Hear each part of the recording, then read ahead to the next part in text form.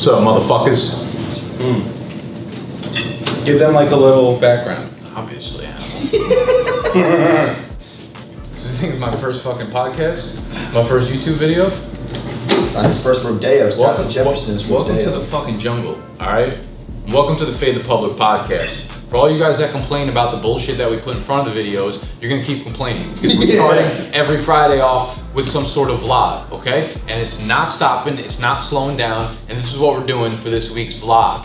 We have our big money league, our 12th year in the E-Town Get Down Fantasy Football League. It's everyone from high school, everyone that graduated high school, anywhere from ages, what's the youngest to the oldest?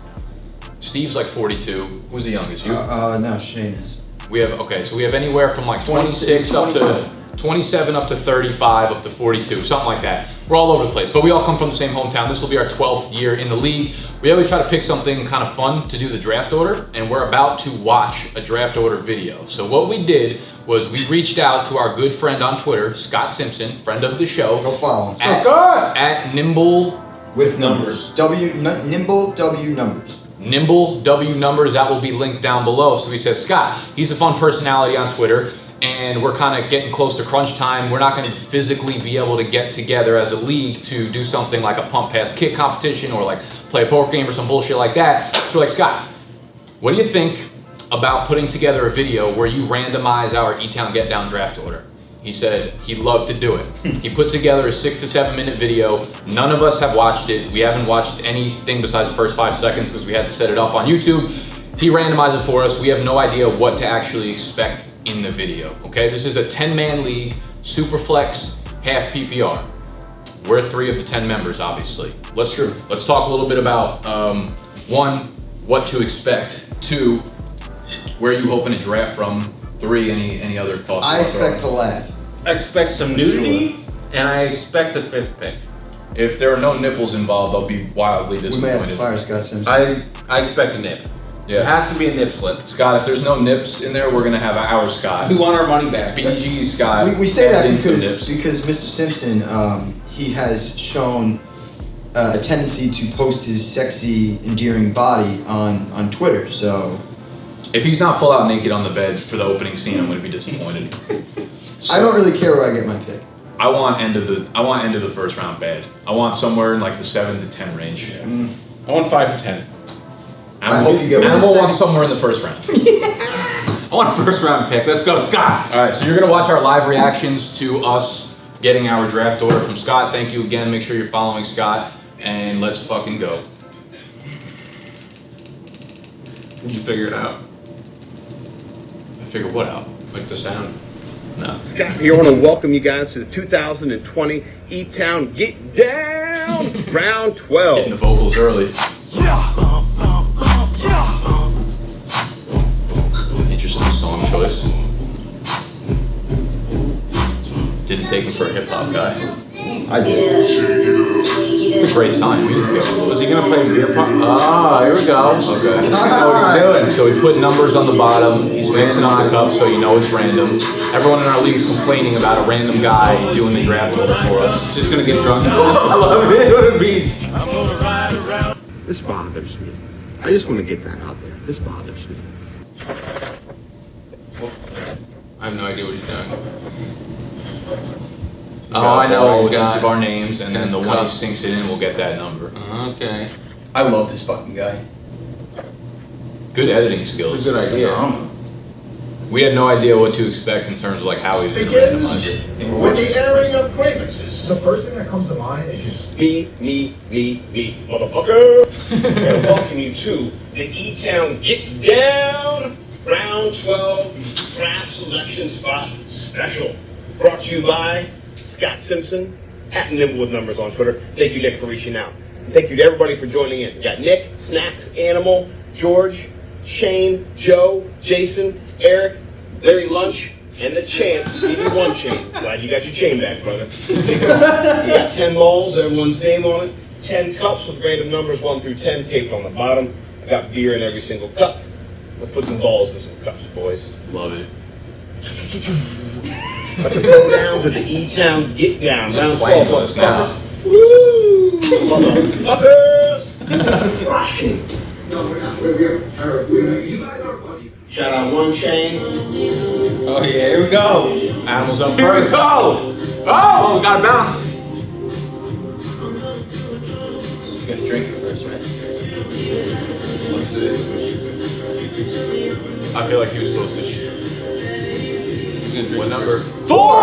Let's go. You said you wanted 5 to Derrick Henry. Oh boy. You're gonna have to choose between Kamara and Henry. I just did. Fuck snacks. You like my team snacks? Oh, Bank. Oh. Bank's open. Come on, Scotty. I'm fucking nervous. 8. Bang! Oh, it's a boom. That's a Scott fucking Simpson, baby. Nicky baby, let's go! Scotty Simpson. Fuck. 8, motherfucker. That's 4, it's great. Come on.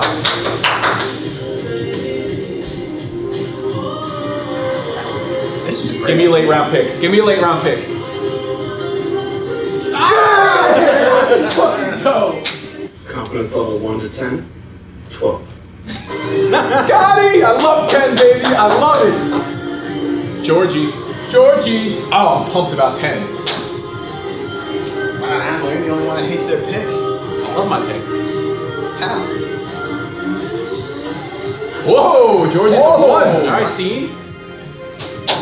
Guy who complains the most gets his spot. Yeah, really. It's rigged, George. It's rigged. Did you One Chain? 1 Chain's defending champ. We know he's not getting C-Mac again.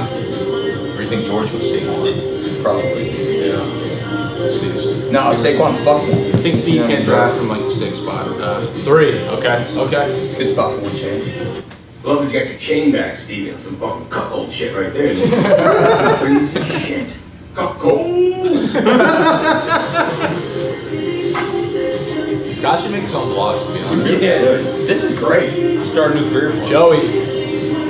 Whatever you do, you're gonna fuck it up. Don't matter. Kerryon Johnson, round 2. 7. Oh, that's perfect. It's a gift. That's perfect. Carry on. Carry on, Joe. Carry on, buddy. Carry on this year, buddy. You call that a championship hangover? Larry's first pick. Larry Ever. Lund, first year in the league. He's gonna get 5. Pay himself. 9. Larry Lunch. Oh, we got him. I'm gonna fucking eat your lunch, son. You're gonna snipe you.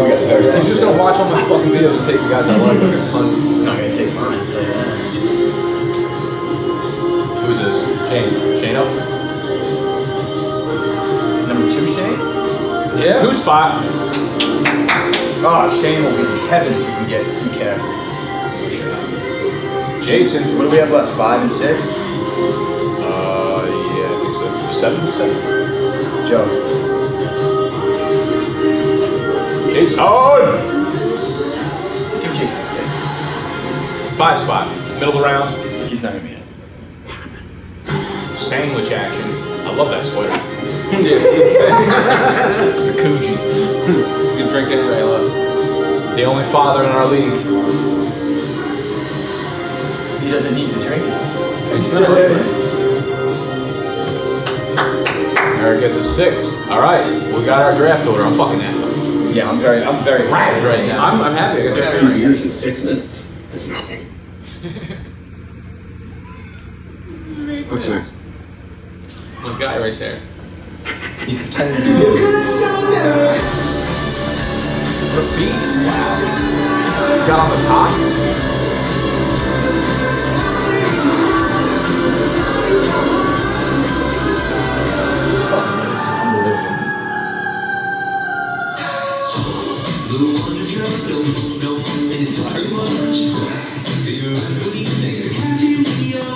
I'm thrilled. Wow, that's thank you, buddy. Unbelievable. Awesome. So good. All right, real quick thoughts. So you have the 8, Yeah, I have the very 10, you have the Very 4. You're gonna get your guy. I don't know if I'm gonna get my guy, but I have like 13 guys I I'm gonna like. get mine. I not Yeah. gonna be. I don't even want to talk about. Can I say one? I'm going to say this now. It's probably going to bite me in the ass later. I wouldn't say it if I were you. This video, if it's about player specific. No. Oh, say it. I'm very happy that I'm sandwiched between Joe and Larry. Joe, you, Larry, me. Love that And on shit. the way back, it's like Joe before me, then Larry on the way back. I'm very happy though. Love that. Snacks is talking shit already. It's taking. Hey, taking listen, advantage one's of a competition. rookie, and one's came in last twice. So Listen, we've had strong rookie performances before. it's true. Shane Mack came in and I've swept the also fucking been, league. I've been playing with fantasy football, Larry, for about 10, 12 years now. So Yeah, I might need some notes. You got any film? I got 20,000 hours worth of film. I need some film on Larry Lunch. All right, well that's the E-Town Get Down draft order. Scott, you should probably start charging for those videos and have people reach out to you to make their league. Yeah, work. that was phenomenal. Like I the enjoyed whole that. thing. Great stuff, Scott. Thank you very much. Thank you. Yeah. I hated every bit of that. So make sure you're following Scott. Come join us at the table.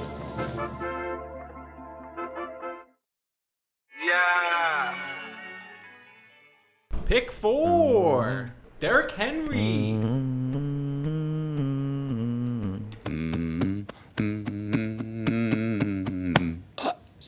What if I did like a straight up just fucking walked in, ripped my shirt open, and go, Alvin Kamara? Just do it again. At 4? That'd be incredible, actually. I'd be pissed. Alvin Kamara. I want the 5 or 10. 5 through 10. 4! That's how quick I can fucking change my mind. I adapt. You can't do that. That's how non-confident you are. That's how much of an Everything animal. you say. That's how much of an animal I am. I can just adapt to whatever situation surrounding you put me in. Boom. We've actually No, already... you can't. You say you can't handle pressure. We've and you already think you can officially adapt? renamed you Kitten after running You're away done. from the lightning bolts Listen, last night. I'm working on a magic trick. Not even magic. I'm working on a card trick. Been here. You've been working on this Hold for on, months. hold on. Let me rephrase that because it's not a trick. I'm working on a card thing that's going to prove that I'm not a kitten. I'm fucking indeed an animal. When are you You're going a to have... kid. We need a timetable for this because you've been Can't. saying... It's really hard. I have to really practice. What's at the it. hard part about it? Like there's something physically that you Yeah, can't physical. get down? Physical. The pressure. No, Yeah. it's not the pressure at all. It's, The mental's going to swallow you up No, whole no, and because spit when he you tries out. to do it, the pressure's going to hit and he's going to fail. Yeah. No, it's just one of those things where in order to do it, I have to be able to do it like just on command, like kind of thing. So like, I'm not going to try and do it for you guys until I've perfected it. Does it have to do with losing weight? Is that why No. you're not eating McDoubles? No, nothing with that. It's I can't even reveal any of it, to be honest with you. I don't even want to know anymore. I wanted to know like 3 weeks ago when you said you were about to be Very finished much- with it. Well, very let's, much let's over put it it. this way. I've been documenting some of my attempts on my camera, so I will have when I do master it, I'll show you why there was a struggle. So you're going to show us the trick behind it? I'm gonna show you the failed attempts, and then I'm gonna show you me doing it. Okay. You'll never know how it's done. I'm looking and for- you'll never be able to do it. You will never. Clearly, in your are fucking you life. even going to be able to do it? You could possibly one day if you train. Are you hard going to be enough. able to do it? If you train hard. You're saying we can't do it. Are you going to be able to do it? All right, I'm Magic self- Tricks by self-proclaimed Animal animal. coming to a theater near you probably magic. in 2022, 2023. Coronavirus will be long gone. It'll be in our rear view mirror I'll be by the long time gone this, by then too. Yeah, hopefully we all will be by the time Animals card tricks are settled. This is the Fade the Public podcast. Hold on. Did you give a what's cracking? I didn't because we went straight from there into here. Oh, that's true. What's cracking, big dogs? Welcome, Bike, to the headquarters. Welcome, Bike, to the Fade the Public podcast. My name is Nicholas. That is Animal, and that is Snacks. Make sure you are following those two on Twitter. If you do go follow them on Twitter, you will be automatically entered into the Big Dogs draft guide. Everything you need for your 2020 fantasy football season draft prep. Free giveaway. Go follow those two on Twitter. Free. Fucking all you have Free. to do is hit a follow button. In this fucking economy, you have a chance to get something free, and you're going to pass that up? You know the old adage, if it's free, it's me. I So know our followers are dumb, but this is something that is just too dumb not to do, okay? I know you two are dumb, so I'm going to continue doing the intro for this. Today's show guts. We got a new segment that we're going to call Off My Board. Off my fucking board. Off my board. We're going to talk about guys that we will not be drafting. Guys that if we are on the clock, they're sitting there. I don't care if their ADP is 31 spots ahead of everybody else on the board. Guess what? Off my board. Off my fucking board. So we're going to do a snacks pantry at the end. We got a couple other news and notes to break down. But we're going to get into like the approach that we go into, the process, the systems behind fading players. Like, what are certain things that we look for, especially at this time in the year when training camp is ramping up? You got Twitter videos popping off, virality every time a guy in shorts catches a ball. Yeah, AJ Dillon might be the next Barry Sanders. Hamstrings Fantasy are Twitter everywhere. just loves big legs. It's officially Love- hamstring love season. big legs. Yeah, so we are excited for the day. We are excited for the episode, excited for the podcast, excited to bring y'all content. With that being said, Mr. Scott, hit the intro.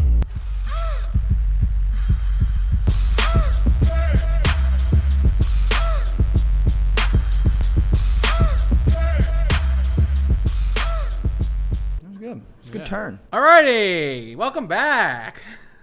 So before we get into the fantasy portion, I just want to Word of the day.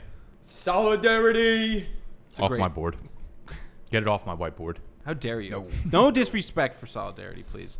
Anyway, so can I just fucking get into this here? People are already leaving. They're upset. They're upset that the intro took long. They're upset that I'm rambling. Fuck them. Get them off my board. All right. There you go. Fuck them. No, but seriously, I wanted to bring this to light. We tweeted about it a lot. We shared it a lot. But our co-host, good buddy here, Mr. Nicky Snacks, had a wonderful article written about how much of a maniac he really is. It really captured it for me, and I think Scott will link it. We'll have the link in the whatever, but you'll see it. It was written by Zach Rosenblatt of NJ.com. It's a very good article. Go check it out. You already know Snacks. You know he's crazy, but this will just reassure that for you. Title of the article: You think you're the craziest Giants fan? ? Not even close compared to this guy. This is literally on NJ.com. Can we read the two excerpts that were my favorite? Sure. So we're going to read a couple of our favorite excerpts from the article. Animal, do you have yours up? It's the ones that I screenshot. I got them. Okay, so I'll read mine first. Thank you, Zach. It was a really, really nicely done. It was a really nice article. You guys should go read it to support our friend Snacks over here. My favorite piece, which made me tear up a little bit before it made me laughing tear up a little bit. He was cancer-free before the season started. Then Make-A-Wish gave him season tickets, plus a parking pass, a field pass, and an $1,800 check, which he put towards his first car. 95 moving Ford stuff. Camry. His seats were 5 rows up from the end zone. The on-field pass didn't last long. The Giants revoked it after the second week of the preseason when Isadori started yelling obscenities, I don't know how to say that word. Obscenities at Jets players. It's obscenities. So, is it? What is it? I'm pretty sure it's obscenities. Is it obscenities or obscenities? It's obscenities. I think it's obscenities. Obscenities. So, Snacks, disagree obviously we've been through the story before. He had cancer. He had Make-A-Wish. His Make-A-Wish was to get season tickets to the Giants game. Within the second week of the preseason, shit got pulled back because he's yelling at all the Jets players. So it's amazing. You didn't even make it to the season. Most on-brand thing I've ever seen. Unbelievable. No, anyway, I didn't. mine. This was my favorite excerpt. So that's a tough one to say. Excerpt. That's so easy. That's tough. So, off my board. That word is off my board. Last month, the Giants announced they'll play without fans at MetLife Stadium because of the coronavirus. Anthony walked into his brother's room when he heard the news. Nick was crying. I knew it was going to happen, Isadori said, but when you actually hear it and see it, it hits you like a ton of bricks. One of the worst days of my life. Remember, Isadori had cancer. I love that he wraps it up with that. Remember. Beautifully written, just really nails like the whole like thing. Like, this guy is so fucking upset that he can't go to the games. He's saying it's one of the worst days of his life, and he had cancer. Like, I love you, buddy. They're on par. I love you guys too. And I mean, none of this is wrong. This is who I am. I don't see it changing anytime soon. It's probably taken 50 years off my life, which gives me about another 4. If I'm lucky. Actually, if I'm unlucky. But it was really nicely done. I didn't think he was going to go into full in depth like this. We had a nice conversation. He called me. We talked for like 45 minutes. Obviously, wound up calling my aunt and my brother. And he got, the backstory of how I became a fan, what transpired into it. Yeah, it was just overall really nicely done. And I'm very proud and honored about that. Dude, you're a rising superstar. Happy for you. Oh, maybe. Yeah. Rising superstar. Look at us. Hey, look at us. Look at us. Huh? Who would have thought? Not me. I know. I we're think just, we got. It's Snacks' world, and we're just living. Yeah, I've also been contacted by a few insane asylums, so I think we have room. We'd love to have Gotta you take on the board. good with the good. All right, so. But thank you guys. Congratulations on that. Let's get into the fantasy portion here. Let's do it. Off my board.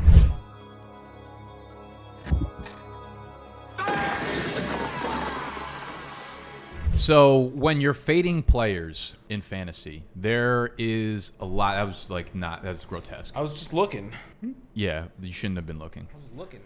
This is you don't look at these players when you're on the board. Off my board. And that lady off the board. So there's strategy, there's reasons why we fade certain players. First and foremost, we're usually looking at situations. We're looking at, is the team going to be successful? Do we think this player is any good? But at this time of the year, when we're starting to get fed reports and rumors and injuries and all this shit, is especially important to take that into account, because these players have not been working out NFL style, NFL level, the intensity of these types of workouts for a while. So they get back on the field and their coaches are pushing them to run full speed, to do all these drills for 5, 6, 7, 19 hours a day. That leads to a lot of injuries. So my saying that I tend to go into the year with is, we don't find injuries in fantasy football because they are going to find you, okay? We don't draft players that are injured going into the year. I have a lot of people chirping in the comment section like, stop talking about AJ Green. He's not injury prone. Players aren't injury prone. I don't say players are injury prone, but we have timetables for injuries. So if they're returning before the timetable is there, we know they're going into the year at less than 100%. If you step on the NFL field at less than 100%, your likelihood of re-injuring something is much higher than everybody else. So you're not injury prone, but you're a lot more likely to injure something. And you're open to new injuries because now Compensation. there's compensation for what is already hurt. Yep, it's just, you're right. Especially this year, too. The most awkward football year ever. They didn't have any OTAs, nothing like that. No together training stuff. So this is... And you don't know what these guys were doing in the offseason, if they were training or they were sitting on their couch. Right, and now it's all coming out. So all the guys who probably weren't training are the ones who are pulling their hammies. I tweeted out yesterday. I said, listen, I'm more nervous about my fantasy players pulling their fucking hamstrings at this point than I am COVID. And another note on that, like, I'm not getting cute saying I wish my fucking players had COVID. If they had COVID, then they're off the list. Now I want to draft them more. I think that's a ridiculous statement because we don't know what COVID does to the body over the long term. Maybe it brings your stamina down for the year. We don't know. So COVID, I'm not drafting or fading players based on what's happened COVID-wise in the summer. But we've had a lot of guys who are starting to pull their hamstrings. So any muscle strain in the preseason, it's not an auto fade, but we're very close to the season kickoff. So here's the thing for me. It only becomes an auto fade when it's the type of player is like a 4.40 speed guy who his whole game is relying on stretching the field, and he's got to run as fast as he can down the field. If he's got a hamstring injury, probably takes a hit on that. Off the board. Yeah. It's just one of those A things. minor hit. That's when it becomes an auto, like, nope, sorry. Honestly, once I hear the word hamstring, I'm... Hamstring pull, calf strain, any of those things are terrible. The reason being is because, like, you have lower those body, I'm already kind of... players want to push themselves, man. So whenever I hear the words like he should be ready for, this is what sucked about this summer is we didn't really have the full training camp. So you have all the reports all off season of guys coming off of serious injuries should be ready by training camp. Those are always like fucking fake news words. And then training camp rolls around and then the coach pivots and goes, should be ready by week 1. That's a huge concern. If we have guys we're 3 weeks, 4 weeks out from week 1 and we're getting reports that like he should be ready for week 1, we're not sure if he's ready for week 1, huge issue. How can you go into your draft confidently and say, wow, okay, boom. Yeah, like you want your player healthy at practice for like at least 1 full week before your fantasy draft pops up for you to be confident. I can't draft a guy and be like, oh, well, he should be ready by the time I need him. Yeah. No. You only have to make that mistake like so many times in fantasy drafts. It almost always, listen, there are going to be guys who recover. I did it with Doug Baldwin a few years ago. I did it same year. I did it with Doug Baldwin. I remember I did it with Greg Olson. I remember the scene it was in the middle of the E-Town Get Down draft, and I broke down, and I was like, all summer I said not to draft injured guys. Here I am. They fell to me at a value. It was like 3 rounds later than they should have been. And then they were injured. Within like a week, they were injured. You learn and you adapt. You adapt or you die. That's it. Adapt or die. So, here I you don't are. want, baby. Yeah, so guys like Deebo Samuel, where all the news is like, he's probably not ready for week 1. First of all, foot injury. He's going on the pup. You're a wide receiver and it's a foot, I'm out. If it was his hand, I'd maybe even Upper body injuries, I'm fine with. Yeah, even for a wide receiver, a hand, unless I'd it's like still shoulder. Get behind him. Yeah. A foot, running, planting, routes. Well, I haven't even thought about Debo. I'm assuming 100% he's going off my board. I didn't even put him on the list. He's so off my board. So off the board. He's so off my board. I don't think there's a player off the the board harder than he is. Okay, Yeah. so we Not for have me. the injury concern. So we're all on board with that. I really legitimately think the number one like advantage you could have over your league mates is putting context behind every injury. Because that is like the surefire way to let other people draft players that are injured. You fade those guys, you're going to have a leg up on the competition. That is like tip number 1. Understand the injuries, understand the timetables. We got a lot of good doctors within the space now that can give you these recovery timetables. Okay? Why are you raising your hand? Put your fucking hand down. Said doctors. Doctor said we need a backiotomy. So what are some other things you guys look for when you are fading players? All right, so for me, it's very well, it depends on the position, but for the running back position, it's the mysterious backfield, the crowded backfield. And for me, I'm talking about like a team like the 49ers where like, you have 3 guys that could easily be the starting running back there. And they like to run the ball. They all might get a little bit of work, but is it enough for each of them? So let me ask you, do you fade the backfield knowing that they're going to put up a lot of rushing production, or do you just fade the most the highest price player and you look for the alternative? So I'm definitely fading the top option. Yeah. And so for example, I like to just use the 49ers because they are like the prime example of this. Like this year, out of the 3, I think I like Jerick McKinnon the most just because I can get him super late. And if he does end up getting reps and he's healthy, I think he will be serviceable in that offense. I don't hate that. Yeah, when it comes to running backs, a lot of the time, here's what I'll do. I'll look at situation first. And a lot of the time, like, people are like, why, we're not getting into specific players yet, but we will in a minute. But like Le'Veon Bell, last year, we all were in agreement that he was a terrible pick because He was off the board. horrible offensive scheme, horrible offensive coach, horrible offensive line, bad offense. Like, guys, there's a difference between volume and valuable volume, okay? Like, touchdowns matter. Moving the ball down the field matters. So I'll look at volume has been like a very, very sticking point for fantasy. But, like, not all volume is created equal, people. If your team is not setting you up to have success, if the offense is not using a lot of time of possession, if they're not getting you on the goal line a lot, it's going to hurt the running backs. So there are a lot of guys like the Le'Veon Bells, the Leonard Fournettes. My argument for them is not that they're not going to get the volume, but their team is going to be shitty. So I look back at the previous year and I say, okay, were they an efficient running back? Are they a good running back just stuck in a bad situation? Because maybe there's a little bit more of a ceiling than we're giving them credit for. But by most efficiency metrics, a lot of these running backs in shitty situations were also pretty shitty on their own right, at like creating yards. And at that point, I'm not about to mix a shitty running back with a shitty situation in hopes of like 290 in between the 20s tackles gets you to 8 and points a lot game. of people last year kept saying to us, but the talent. Yes, Le'Veon Bell is immensely talented. But situationally, that's where I look probably first and foremost outside of the injuries. First of all, situationally, he was in a miserable situation. Running I think backs talent. There's only gets so far. running backs 1 and 2 we're in agreement. Saquon and C-Mac, right? Probably not the best situations. Not great offensive lines. Okay, offense last year, coordinators and everything. Situationally, maybe not the best, but their talent supersedes everything. Le'Veon Bell, talent, but he didn't play the year before. Adam Gase, bad O-line, everything. Take it all into account, and then you can form your own conclusion. I've also been thinking a lot about like bounce back players because there's going to be guys every year like, even like the Jujus, the Odells, the running backs like the David Johnson stuff. My typical rule for bounce back players is obviously it's going to happen. Like there are going to be players who bounce back, but if I'm drafting a bounce back player, I better be damn sure that guy is still in his prime, right? Why draft a 29-year-old that you think are bouncing back with like Juju's 23, But 24? I also want to draft him where I want to draft him as bounce back, his price before he bounces back. Like, I want to draft him at the price that everyone's like, oh, he's going to have a bounce back here, and he's already moved up. Like Allen Robinson last year was a great bounce back buy. Like you bought him. What'd you get him? 8th round, maybe? Yeah, something like that. And he ended up delivering. And he was still in his prime. He was like 25 years old exactly. last year. But so we're all like reaching for David Johnson. We're like, he's going to bounce back. He's like 29 and he's years also old. He's David out Johnson of his going in prime. the 4th round. Like that's not. It's absurd. That's sacrilegious. Don't there's fucking do that. There's no value there for you to like actually get a bounce back. Like, what's the bounce back in the 4th And then round? what are you going to say? Oh well, they traded D-Hop and they made this big trade. He's going to get 500 carries. Okay, at some time, fine, whatever. 29 years old, he's not bouncing back the way he did in 2017.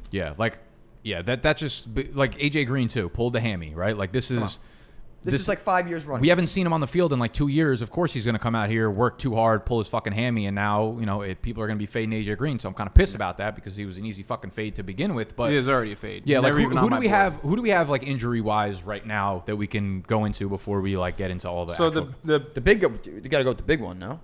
DeAndre Hopkins with the DeAndre Hopkins hamstring. We haven't really heard much about it. Like. He was kind of off my board. Let me ask you this now. Situationally. He was off my board situationally, but now in best ball drafts, because the hamstring news come out, I'm like starting to see him drop to like a 311, 312. Well, this is where I'm like, this is what rewind 5 minutes ago we were talking about Doug Baldwin. We're like value. It's the same thing. Yeah. It's like, I don't want him, but you got a top 5 talent wide receiver. I'm gonna be there. fucking pissed. I'm gonna be fucking pissed when I draft him and he shoots the fucking bed. And he does exactly what we think he's gonna do. That's the problem. I wasn't worried about D-Hop before with the new quarterback, new situation because he's the guy that's literally had 5 quarterbacks in like 5 years that it didn't matter who was throwing him the ball. Yeah, it didn't have to get any continuity or anything. He just caught the ball. But it was always the same talent alone. It was always the same system though. It was always the same. He was the constant piece there. Can you even name the guys who were throwing the ball? Tom Savage, T.J. Yates, Matt Schaub. Yeah, exactly. So like Kyler Murray's just already a huge step above them. Just talent alone, I feel like he would be fine. No, you're now right. A hamstring.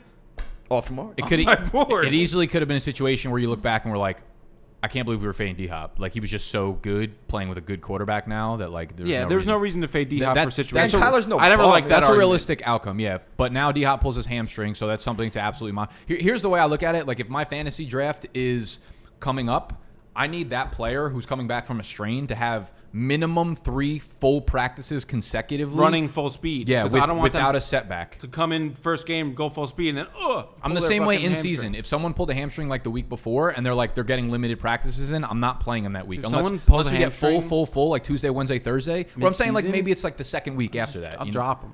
Drop him off my team. Get the fuck out Okay, so we have Denzel Mims dealing with an injury. We weren't going to draft rookie wide receivers. T. Higgins has been missing all of training camp with some sort of injury as well, so he's off the board. D-Hop's got the hamstring. A.J. Green's got the hamstring. Now, T.J. Hawkinson becomes a weird thing here because he's still recovering from this foot injury from last year. So it's week 2 of preseason technically, right? Even though it's not really preseason, but we're 2-3 I weeks think we're away. like 3 weeks into it. We're like 2-3 weeks away from the season starting. Literally. He's in a walking Yeah, boot. like 23 days. I don't think he was in a walking boot. He was seen practicing. No, he was seen in a walking boot the other day. No, he was practicing. There was a report that came out when they asked him. They're like, I'm still not at 100%. I feel it. I think he said he feels like 90%. But even that, you're this close to the season and you're that far off the surgery that you're not feeling 100%. I hate that because Hawkinson was one of my favorite. That's a foot injury though, right? Yeah. Leg, ankle. Anytime it's lower, like we said, lower body, if it's still not fully recovered, he's not feeling 100%, I'm out. I might still take Hawkinson. Nah, he's off my board. Well, he's going to keep dropping. He so might be you're my gonna get a good price. he might be my second tight end. Yeah, he was someone. Of course. All right. So those are like our process. Anything else to add in there? Process system wise. Injuries, the big thing, situational. Injury situations. Yeah, let me look at the guys here that I have. D-Hop and the whole trend with receivers, first year, new team. You saw it like Odell last year. Good point. But there wasn't too much movement receiver wise. But that was one of the big things that I was on D-Hop about. Why I wasn't in love with him. But other than that, really, no. This one's like very. That's the crux of it. Nitpicky, but I would say, and it probably only kind of relates to like one guy here, but like guys who just kind of only performed at the end of the season, and it's just kind of that's all you. Small sample size. Yeah. Yeah. But like it's a very fair specifically point. like they wowed you at the end of the season. That's kind of all you remember. So like That's it's what just Derrick stuck. Henry did 2 years ago. The last like 4 or 5 Yeah. games. Oh, for sure. Yeah. But then Derrick Henry delivered. Now like the same I'm thing saying is though, you would have faded him because if you were going off that reason. Well, no, I always believed in Derrick Henry. So. He's I was the one who was saying he was wrong person to one say of the that, most yeah. elusive What running about backs like in a the league. Kenyan Drake who excelled in Arizona the better half of last year? That's All right. my point. What do you It's say his we time get into to- specific players? Let's do it. You want to talk about some guys off our boards? I'm gonna list off like 5 or 6 tweeners here. All right, Animal, and you're gonna just tell me your thoughts on them real quickly. Maybe it's a guy you're targeting. Maybe it's a guy that you're just like, not too excited about. Maybe he's off your board. Are you ready? All right, Kenyan Drake, It's off my board. Le'Veon Bell, It's off my board. David Johnson, Off my board. Raheem Mostert, Off my board. Gronk. Is off my board. What about Tyler Higbee? Tyler Higbee is off my board. Damn. Okay. All right. So we got a lot of guys off the board here. Let's run down them quickly. Kenyan Drake, small sample size. Why are you not feeling him? He could get the workhorse touches there. It's more the fact that it's your pass heavy offense, small sample size, and Chase Edmonds breathing down his neck. I think Chase Edmonds will eventually, once he starts getting carries and touches, you'll see that he's talented, and Cliff Kingsbury will know it. And I think he'll Drake get more time. I think Drake has talent, but like you said, the small sample size in that offense. Like the guy's been in the league for 5 years. Where right? he's being drafted, I'm not taking him. But I know he was the other system process yeah. I have is if we get a late breakout, anyone age 26 or 27, if that's their breakout year, you look back and you say to yourself, did they play under Adam Gase? If the answer is yes, they're good to go. If the answer is on the no, board. off my board. It's their own So fault. we look at legit. You got to look at Kenyan Drake, breakout at age 27. Ryan Tannehill, breakout at age 27. Devante Parker, breakout at age. It's fucking ridiculous, actually, when you think Adam about Gase it. is I'm allowed to say this. He's a cancer. I was about to say it. You I'm said allowed it to first, say it. so I'm going to echo what he said. Retweet. He's a cancer. He's a cancer, man, and everywhere he goes, turns to shit. You said this on our way in yesterday. I feel bad for Sam Darnold. I personally don't because he's a Jet, not a Giant. But I do. I feel bad for Sam. I think no one to throw to. No one to throw to. They Didn't they bring in like Vincent Smith, who's a nobody, and then he has like a core muscle surgery. Perriman. I mean, But like I'm saying, they bring in like a nobody for him. Like, hey, we got you someone, even though he Yeah. sucks. And then he's like, I got a core injury. So like now he's out. Like they didn't even bring anyone in. You didn't bring anyone. They drafted Mims in the second round. Gets hurt. Hurt. Yeah, so Darnold's situation is going to be shitty. But Kenyan Drake, yeah, I mean, he's a guy I can't make my mind up about. He's probably the last guy in like that second tier of running backs that I'd be okay drafting because his ceiling is so fucking high in that offense. But I also think he has the lowest floor. Yes, and that's what I was going to say. I don't know if I could feel confident ADP myself thing for me. drafting him. He's going way too early for where I would want to take him. Like, I would rather take a guy that I know is going to have a much higher ceiling. Well, you're going to have to choose between him and like Austin Eckler. I would definitely take Eckler over Drake. Interesting. Okay. So yeah, Kenyan Drake. They went a lot more run heavy once Drake got over there, though. They pulled back on the passing. They did just lose one of their offensive linemen, though. But with Cliff's offensive scheme, like it just kind of he's going to get pass catching work. He's going to get a lot of pass catching work, even if he gets 15 carries. Hey, and if D Hop is struggling with the hamstring this whole time, maybe more volume. I think Kenyan Drake's ceiling really is like top 5 to 6 fantasy running backs. I just don't know if I want to draft him. I'm just too worried about the sporadic like games where it's like here's a 40-point game and here's a 6-point game. Yeah, I also don't think like Kenyan Drake is that phenomenal of a running back, but the system could kind of overlook all that. So he's going to be an interesting one for sure. He's not a guy I'm like completely fading, but he's off Animal's board. Someone off my board, we already discussed, Le'Veon Bell. Listen, again, like if Le'Veon Bell was in like the Melvin Gordon situation, a veteran where you're like, okay, he's probably past his prime, but still a really good situation, I'm fine with Lev Bell there. But this is literally the same setup as last year. Nothing really even improved. Adam Gase is there. The offense is still going to be shit. And everyone's like, oh, the offensive line. Do you guys know this They got one lineman. Well, all two. five. No, they got their entire. I would say 2 bigger names. Their entire starting McGovern lineup and- is new this year on the O-line. That's five brand new that's starters. bad. Which is terrible. The talent is an upgrade. They but might not have continuity till next year. Yeah. It's just not Madden where you just plug and play the ratings here, Right. guys. This is like real life. So that offensive line is going to struggle again. Like, they'll catch a bunch of passes. They've been talking nonstop about how Frank Gore is literally there to spell some of Le'Veon Bell's work. That's a big thing we missed. Offensive line is something I'd really look at. Like, Yeah. That's a huge thing for me. That's huge And for like running returning offensive linemen. Like I love the Saints offensive line, the Ravens offensive line because like they lost like For one me, piece. that plays more into guys like Josh Jacobs. Josh Jacobs. If Oakland's offensive line was ranked like 22nd or 23rd, like he depends so heavily on them opening Well, I up feel holes like for are him. Jacobs and Drake close in ADP? Yeah, very close. yeah. Yeah. So like for me, it's not even close. Like No, it's- Jacobs is miles ahead of Drake for me. What about Miles? Miles Sanders. He's hanging off. Great my board. offensive Drake line. or Sanders? Oh, Sanders. You love him. You love Sanders. I don't like Drake. But you love Sanders. I hate Sanders. The He's a problem with pretty good Sanders, Sanders is artist. starting to go way too early. I don't like Miles Sanders in Dynasty. I just don't like him. He's not the guy. Way too early. No, not early enough. But see, like The people like you, he's going like I the think 110. the offensive line is. I agree with that, but I think that's a little step below my tier because a guy like Chris Carson has a miserable offensive line, but I know he's going to get 1,100 yards. But that's the situation because they're just a run. They're first. run-heavy team. Yeah. No, I It's a understand. situation. He also gets like 27 carries a game. But anyways, Literally. yeah, Le'Veon Bell, horrible situation. Also, fucking hate David Johnson. And What's there to like about Is David Johnson on any of our boards? can't be. Good. Can't be. People love David Johnson. We'll cancel his My show. thing is just like he's good at one thing, and it's catching the ball. He's in a place that doesn't throw their running backs. He's in a place that does what he does worst, running the ball up the middle. Bill O'Brien literally fucking licks his fingers on 1st and 10, second and 10. Speaking of cancers. Yeah, knowing that he could shove David Johnson straight up the ass with his butt chin of the offensive lineman. So David Johnson, I just imagine, sure, he might get like 220 carries, but he's going to average like 3.9 He's like a yards volume per guy. carry. He's going to That's be why I running like him. into He's the a back volume of his guy. lineman. That's Yeah. what he's going to be doing. be That ugly. V word, that miserable fucking V word, volume. That's why people like him. Volume. Sucks. Volume Off the does board. not equal valuable Off the board. volume. So yeah, I just hate everything about David Johnson this year. Raheem Mostert. So this one is the Off kind my of board. this is like a mix of all of them. You got the fact that you have a crowded backfield, and then you have the small sample size because he didn't come on to really like end of the season kind of thing. And then there's the fact that he's 28. so like Yeah, you wouldn't have thought that, right? well He's yeah, fucking old. He's an undrafted guy. There's no draft capital, even though Yeah. we're years in, it doesn't matter anymore. It's just you got Tevin Coleman, you got Jerick McKinnon, who I feel like Kyle Shanahan just like wants him to play. He wants him to work. He's like, I fucking paid you. Mostert you haven't like done didn't. shit.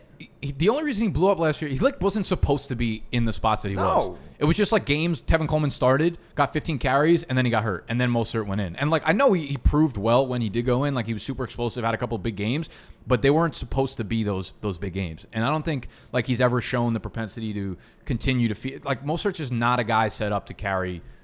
A load for a full year. Yeah, he's not expected to be that guy. I don't think he can. Well, you just know that they're going to rotate the Right. backs. That whole backfield is a week crowded one. mess. Week one, they're going to come out. Tevin Coleman's going to be the starter. I'm sure. Mostert's going to get fucking 7 carries. Probably. And then it's going to be an issue for everyone that drafted And him. then in the the next week he'll get like 15. Yeah. And then the next week he'll get 3 carries, 4 yeah. And then Jerick McKinnon's going to come in. And then, like, it's just... I can't wait till Kareem Hunt's at 49er. I just don't want anything to do with it. Yeah, I'm out of that backfield. It's such a good backfield. I just... Schematically, like Kyle it's crazy, Shanahan, and I don't want a piece of it. I'm fine with Tevin Coleman if he could. He's starting to move up like all the way into the fucking 7th round now. Way too early but if he now. was like 10th or 11th round, I would be all in on fading Mostert for Coleman. What about Gronk? You have him on this list. He's off my board. Very much off my board. There's too many weapons on that offense. I think he's going to be.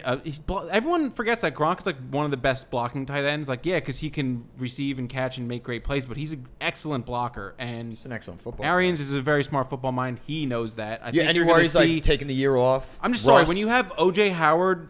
Like, who's a very athletic young player. Like, why are you going to have Gronk running the routes? Well, because OJ Howard sucks. I don't think OJ Howard sucks. I hate him. I don't think OJ Howard sucks. I don't think they brought him in to block. I think he's going to do a lot of blocking. I think he's going to He's too fucking skinny. He's right gonna now. First of all, he got back on the juice. Gronk is getting drafted as like a top 10 tight end, which I cannot get on board with. He's going in the 6th round. No, it's bad. That's absurd. That's ugly. There's no way he's going in the 6th round. Yeah. That's not true. Who are you drafting with? 6'11", I saw. No, that's just not true. 7th. Like 8th round tops. It's way too early. It's still too early. If he's going in like the tight end 12 to 15 range, he'll be my tight end too. But otherwise, I'm off him. I'm also off on Higbee, as you brought up before. Like, I'm good on going off a 4 or 5 game sample size. That's part of not for me against some of the worst defenses against tight ends. So yeah, out on Higbee, off my board. A lot of the production he had last year too came when Gerald Everett was hurt. He wasn't playing in those games where Tyler Higbee became. I know he was one blocking. There. It was all like 12. No, he was hurt. Like he was off the field. Oh, but Everett. Yeah, but like when Everett. No, I'm saying when Everett was the starter, Higbee was blocking. Right, and that's why we saw 4 years of him not really doing anything. And now he breaks out, and they reward him. Yeah, we've got this small. Wasn't there something where like McVay switched to 12 personnel or whatever? The whole second half of the year, they went very heavy on 12 because their offensive line stunk. Well, their offensive line stunk, but also did it have anything to do with maybe the teams that they were playing against just couldn't really defend? Maybe.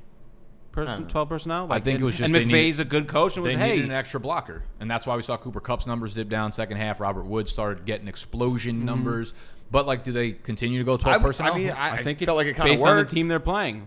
I think McVay's a smart coach, and he knows certain teams will struggle against 12 personnel. Well, won't. If they continue to do that, then that means Higbee could be a buy, not necessarily a fade if he's on the field for. That's the problem. It was like him and Everett. When they were in 11 personnel, which is what they swept the league with for the first couple of years. When McVay came in, it was 3 wide receivers, 1 tight end. Right. Last year they switched to 12 personnel, so Higbee and Everett or Higbee and whoever the third string was were on the field all the time. Yeah. So if they're going to continue to play 12, right? If we're buying into the Woods narrative of them playing 12 personnel, could be a buy for Higbee. I'm not taking Higbee completely off my board. I think he's just his ADP's gotten to. Well, the ADP's gotten a little aggressive. Like, there's guys that you can draft behind him that you know are going to be the starting tight end for their team. Yeah, that's the question. Like if that's another thing. If you got a tight end in a fucking timeshare, you got a problem. Like the tight end's already one of those positions where it's like. It's tough to get a guy that's going to give you some good production. Now you're getting a guy that's going to be splitting reps. Nah, fuck that off my board. You know who's going to be splitting reps? Todd Gurley. I don't know how it's going to happen, but I can guarantee you this. It's your boy. No, it's not my fucking boy. Don't say that again. Todd Gurley.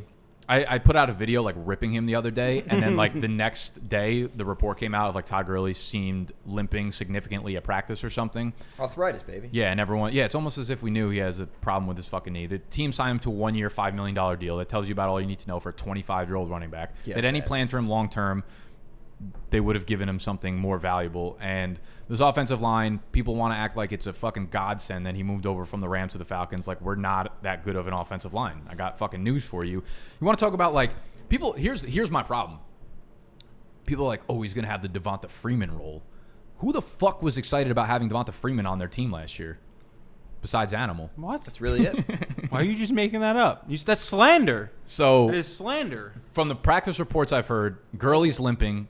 I like Brian Hill. Quadri Allison's taking goal line work. Edo Smith is going to get past. I promise you, by the end of the year, Todd Gurley's not going to have. Where is he going to get enough work? He's not going to get a lot of valuable volume. I like Brian Hill. I haven't. He might not even be able to stay on the field. So yeah, there's just too many problems. Don't put him on your board. He's going please. early as shit. He's going like mid third round. Yeah. Like at the 3.6, 3.7. I saw him at the 3.3. Yeah, it's really I think I've seen him up that high too in some best ball drafts. Gurley's just that's aggressive. Too aggressive. Just please just listen to me when I say. Yeah, no, I was a Gurley believer last year, and mean, he semi-delivered. He was okay. You know, it could have been a lot worse. It wasn't really good point Yeah. per game wise, but it was more. You know, end of season he finished. You look at okay, scored some touchdowns. Yeah. But this 13 year, rushing touchdowns. Like, he's not doing that. yeah, now. exactly. That's the thing. This That's year, the only thing that you held got him up. Julio, Calvin Ridley, Hayden Hurst, who hopefully Matt Ryan throws him the ball. You got Matt Ryan and the Falcons. Todd Gurley isn't going to be the guy. He's not 15 touchdown guy. No. Not happening. Those days are long behind. This is going to be one giant fuckfest of a board. committee, and Dirk Cutter is just like the single worst mind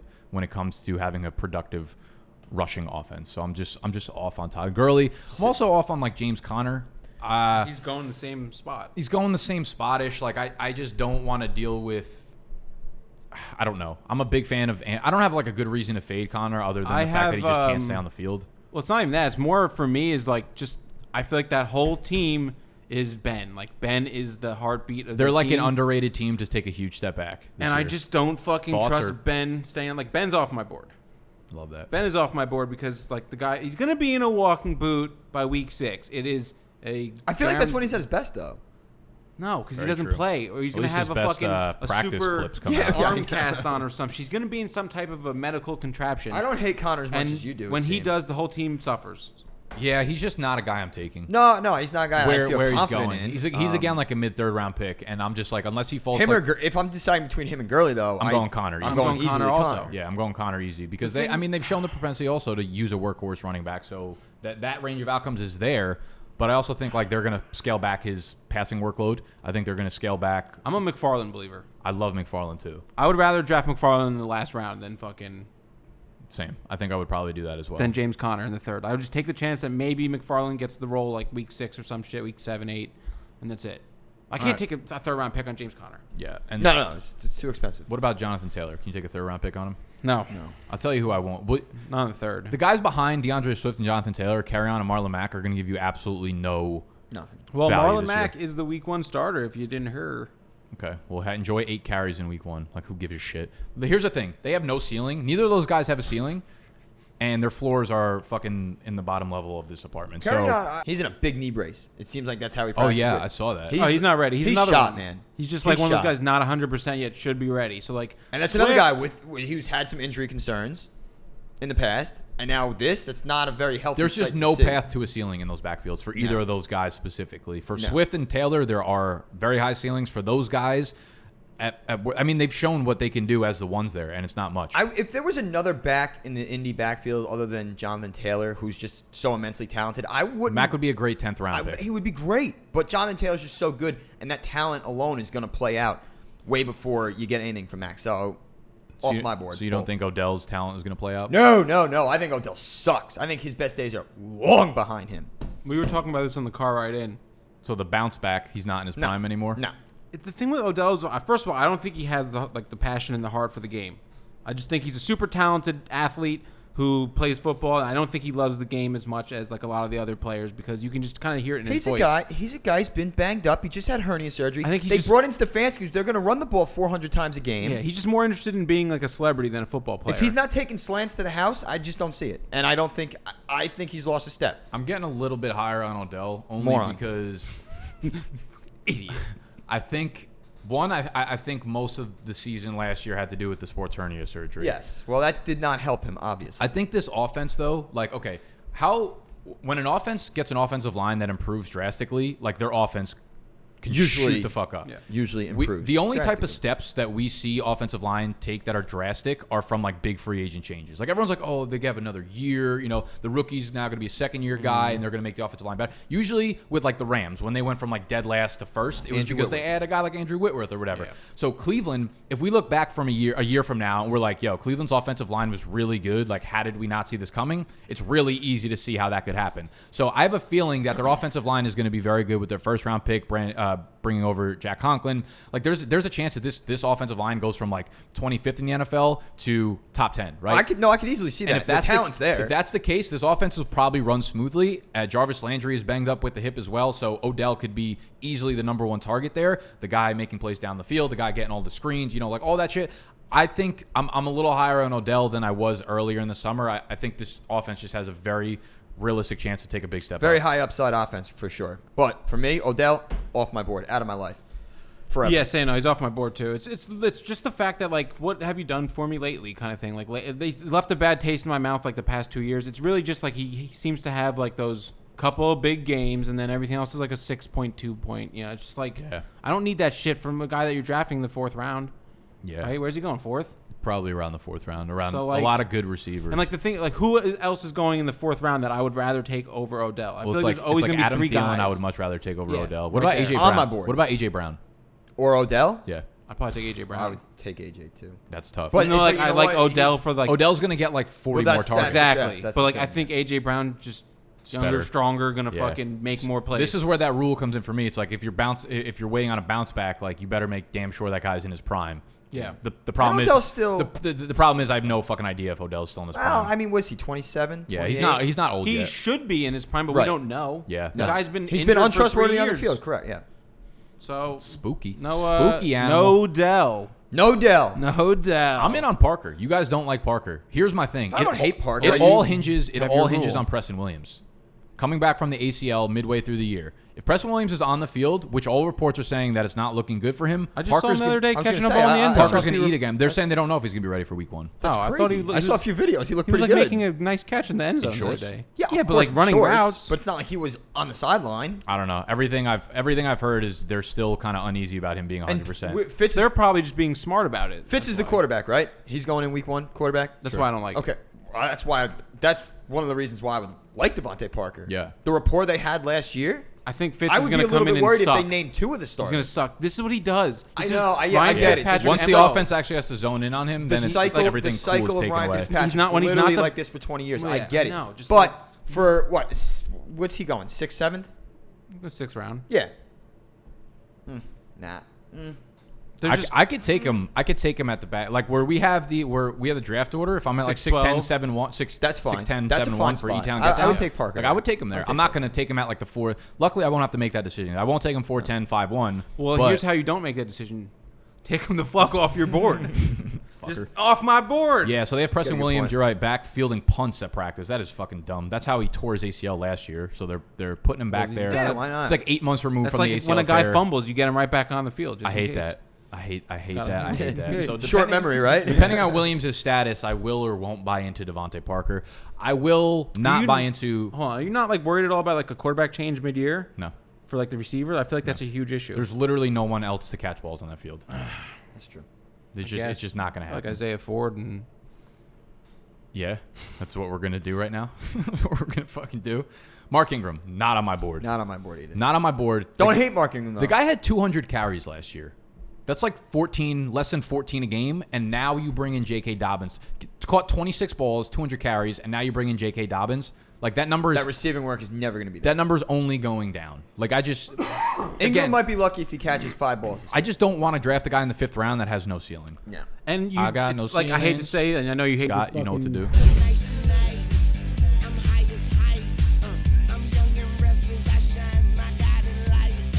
Word, but the regression for touchdowns is coming for him. Yeah.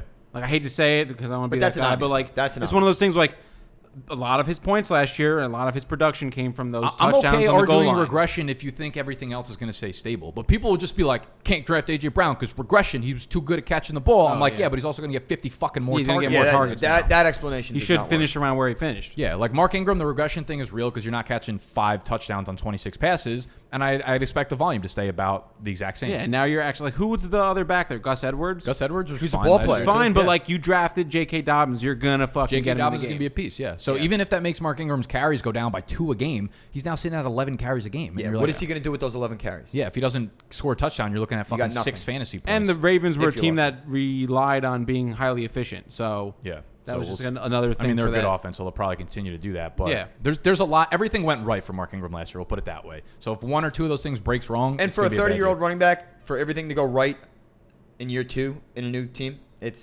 you're playing with fire. Not a new team, but okay. Well, I meant like his second year. Oh with yeah, okay. Off my board.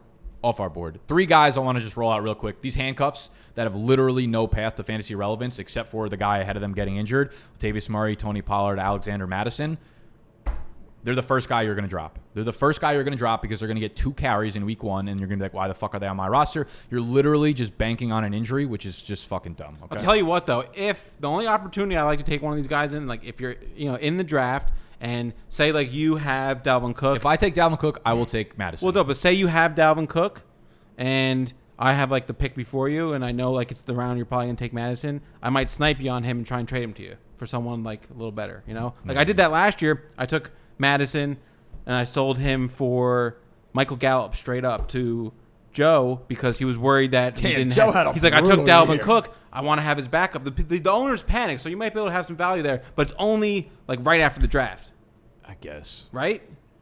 It's just not. It makes sense, but like if a player's going to move him for a better player, why the fuck wouldn't you have just picked that player in the round before? Dude, panic draft. Yeah, but why you could possibly round out your team better in that same round where you think he's going to take him, as opposed to praying that Dalvin Cook gets hurt and you could trade this guy. It's possible. Yeah, I'm talking about like people late in the always draft. argue the upside. It's just like okay. Talking about late in the draft, if like you're not really sure, you're just like fuck it, I'll just grab Pollard okay, fine. here. Yes, when your roster's pretty much settled in, but you take advantage of a guy like Joe. Like if I take Dalvin Cook, I'm not giving you a Michael Gallup for Alexander Mattison because I fear Dalvin Cook. Yeah, like anytime you say like, oh, his upside is so high, I think the better question to ask is like, his upside is so high, but what are the chances he hits that upside? Like people are like Tony Pollard, like upside is so high if something happens to Zeke. Has Zeke ever missed a game from injury? I don't think so. I think it's only been like suspensions. He had the 6-game suspension. I don't think like anything besides that. It's like, okay, cool. So great. At the end of my day, it's a big if. If my aunt had balls, she'd be my uncle. Just take these guys off your board. Don't get cute. Don't get stupid. Yeah, take them off. And Murray, Latavius, the whole. Ugh. That's all we really got right now. I got Tariq Cohen too, but it's just like fuck that. What about my last one here? Just to end on a quarterback here. What do you think about that one, Aaron Rodgers? So I've gone back and forth. I think like early in the summer it was really easy to be like, wow, Aaron Rodgers kind of stinks now. And I guess because they didn't do anything to address his weapons, it's a problem for me. But they still have a good offensive line. They still quietly ranked 8th in the league in passing attempts last year while being 13-3. You would think them being 13-3 would be like, but run rate. Do you think they're going to be 13-3 this year? That's my point. They're going to be in more games where they're trailing. Throw it. So they were 8th in pass attempts last year, and now they're going to be trailing more. You got a fully healthy Devante Adams back. So like I'm not actually completely off Rodgers, to be honest with you. That's why I have him at the end there. there. QB2 in a superflex. Like that's. I think he's falling to that point where he's like everyone hates him so much. He's like quarterback 15, and I'm like, I would be very comfortable with that. Yeah, because he low-key has some rushing ability too. No, I know. And you know what? I'm also you're kind of probably the same way too. I like chip on shoulder guys and whatnot. Yeah, I like that for this year. He's definitely coming in. We got like Olivia Munn coming out saying he's terrible in bed. He didn't. So she Aaron didn't Rodgers name him, is but not off my board. Love that. We just fucking. That's how you end it. That's how we diced them up. All right, are we ready for Snacks Pantry? Yeah. Hold on 1 second. Why though?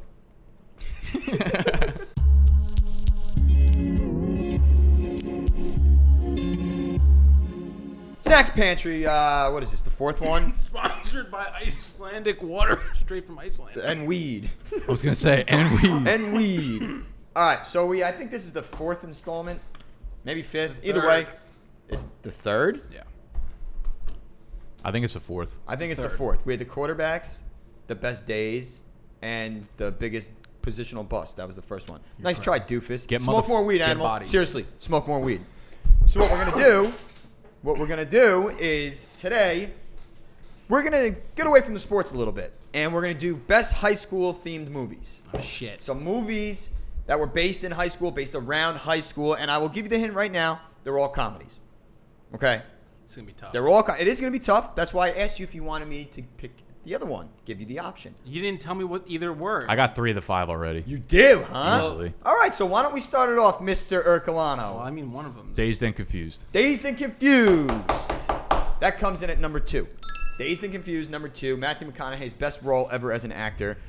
You know what I love about high school girls? I get older. They stay the same age.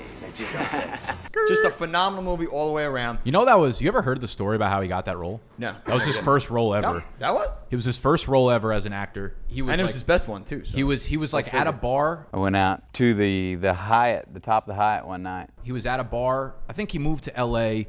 and he was with his friend. I knew the bartender. He goes, "Hey, there's the guy down the end of the bar's producer." And his friend was like, "Yo, that's like a casting person in LA. You should go over and talk to him." So Matt McConaughey went over to talk to the guy at the bar. I went down and introduced myself. Did not talk at all about movies. We didn't talk about anything but golf and girls and booze. Anyway. And before you know it, the guy was like, I have like a small role in this movie if you want to try out for it. And he goes, well, you might be right for this part. I said, there's this little part. I remember even going like this to you. I said, there's this little part called Waterson.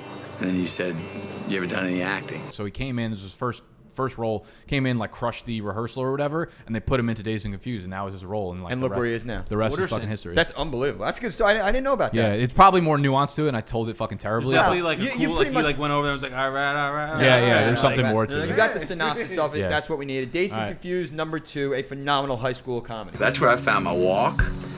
What walk? You know that walk. It ain't chin forward, it ain't hard forward. This is forward. Okay, Friday Night Lights. No. Oh wait, you said comedies. Sorry, I'm high. Like 5 times. I can't do. Would they make you instantly high, Animal? That's what happened. Do you just want to guess all 5? Is like that alcohol? Yeah. Friday Night Lights, great high school movie, but no, it's not a comedy. I know. It's off my board. Breakfast Club. The Breakfast Club. See, I thought about the Breakfast Club. Unbelievable. I look at the Breakfast Club more as Such a fraud list.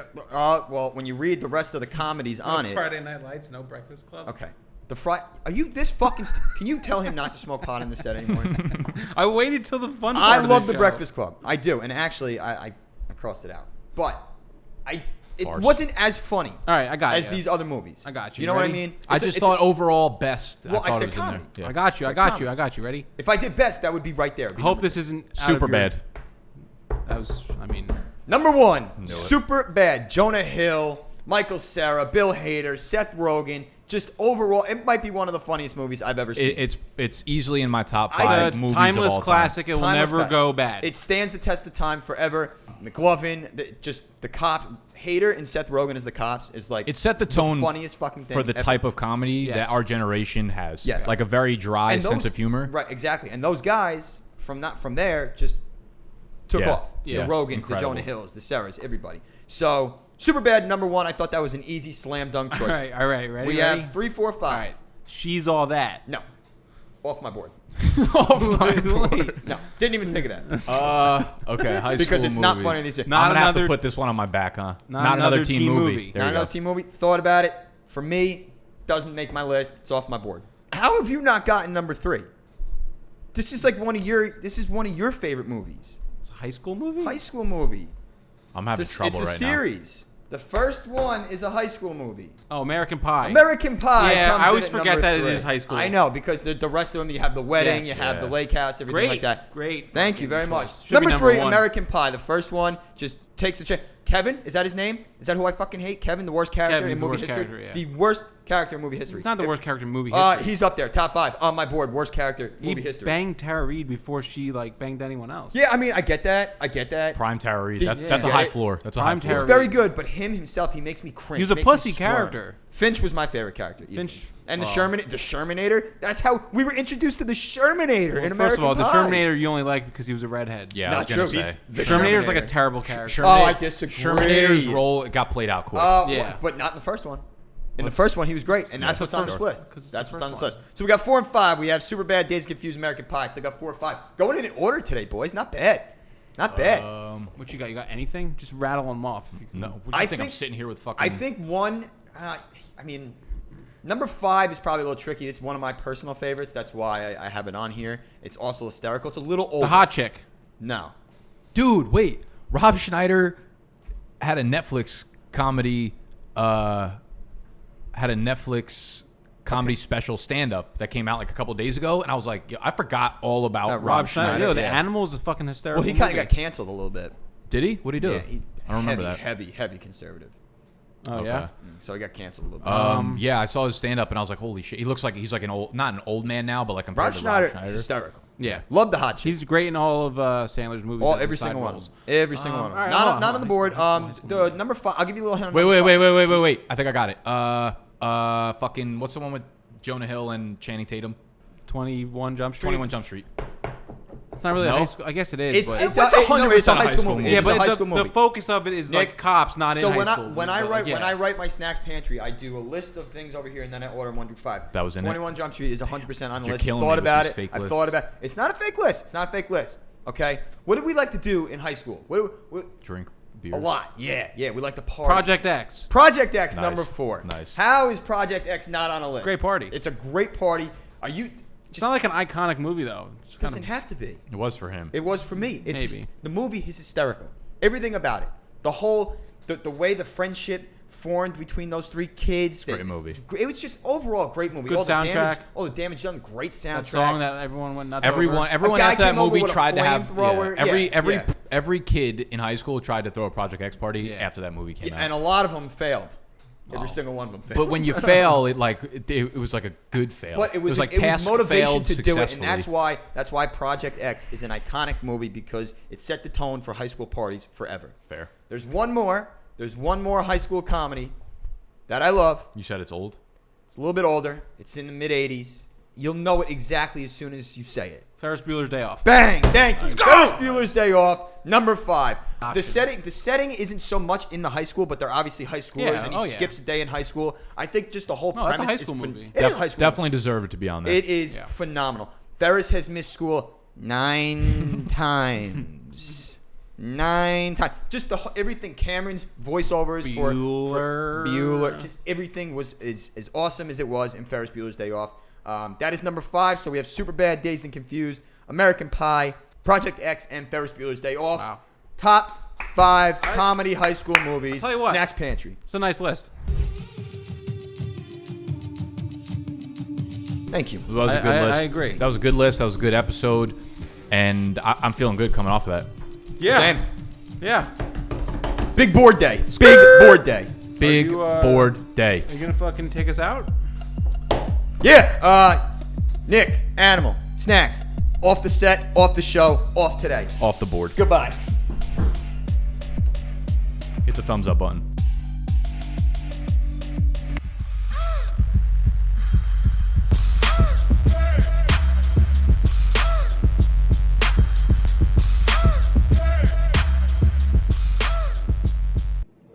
So we walk in and we see like some creep outside. You know what this looks like in in Little Nicky, when the bird's out, when the guy's on the tree, he's like, I'm a bird.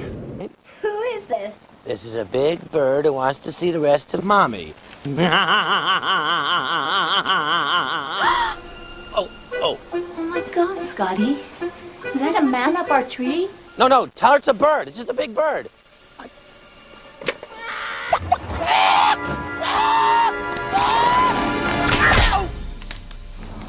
This is what animal. Is that a bird in our tree? I'm a big bird. Aren't you that horny guy who's pretending to be a big bird, checking out that beautiful mom? Yes, I am. Now you're gonna see what a big horny bird actually looks like. In hell. So we're on the rooftop. We're on the rooftop of the. Oh, that was fucking good. Let's go. Rooftop of the headquarters. Beautiful over here. We're about to get absolutely murdered with a storm. Can't really see it anymore. It looked apocalyptic before. Me and Snacks are up here, creative storming, making sure our show goes well. Animal, clearly nowhere to be found. He runs as soon as he sees a cloud in the fucking sky. Yeah, I don't want to get wet. I don't want it to ruin my hair. I'm scared of the lightning. An animal and get scared of lightning. I don't understand. 35 years old and you're still scared of a little thunder. I am not. Thunder Buddies for life, right, Johnny? Fucking right. All right, come on, let's sing the thunder song. All right. When you hear the sound of thunder, don't you get too scared. Just grab your Thunder Buddy and say these magic words. Fuck you, thunder, you can suck my dick. You can't get me thunder, cause you're just God's farts. Yeah, he's like a little puppy. You know how puppies get scared of lightning and shit? That's what Animal is. He's no longer an animal. We call him the kitten. We're about to watch this storm. Hopefully we get some more bolts, and hopefully we get hit by one of them.